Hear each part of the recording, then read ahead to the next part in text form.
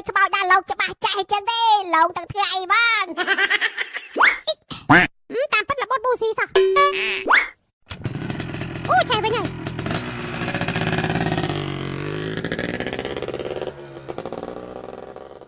បតោនេះដូចបតោអារិតហើយសំលេងដូចសំលេងអាគុជ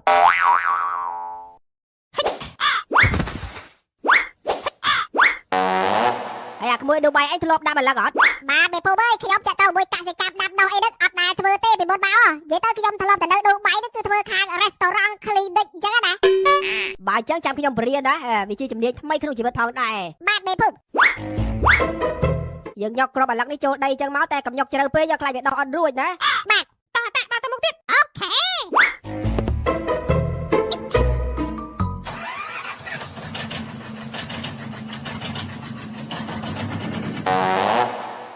កាយជីបានតន្តិចសេះញ័រដៃមិនទេនេះសង្ស័យខ្វះជាតិស្ករមើលទៅ